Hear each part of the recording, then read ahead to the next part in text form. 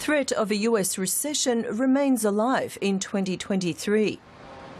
Based on the Goldman Sachs research, the consensus estimate on the probability of a meaningful downturn in the American economy in the next 12 months is at 65%.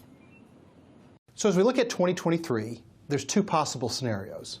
The optimistic scenario is one of slow growth, where the economy is only growing at 1 or 1.5%, and unemployment's only going up by a point. The pessimistic scenario has the economy shrinking by 2% and unemployment going up by about 3 points. Now, what determines whether or not we land on the optimistic scenario or the negative scenario is two things. The first is, do consumers continue to spend like they have been through the year? And the second thing is the interest rate increases from the Federal Reserve generating the reduction in inflation that the markets expect. Historically, when you have high inflation and the Fed is rising up interest rates to quell inflation, that results in a downturn or recession.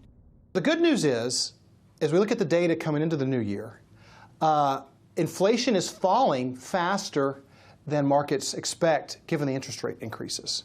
So I think inflation will continue to be an irritant the first 2 quarters of the year. When it's high inflation, it's harder to predict prices.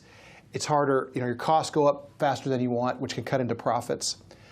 But as we get into the second part of the year, inflation will fall below 4% and get into the range of 2 or 4%, which businesses are accustomed to.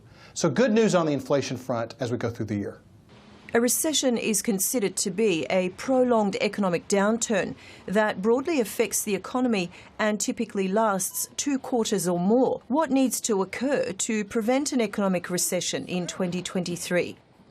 The bad news is that in 2023, the economy has to slow down. It has to happen in order to reduce inflation. The most important problem to attack right now is inflation. And the only way we do that is by higher interest rates from the Federal Reserve. So the economic slowdown, in some ways, is sort of the medicine we have to take because inflation got out of control.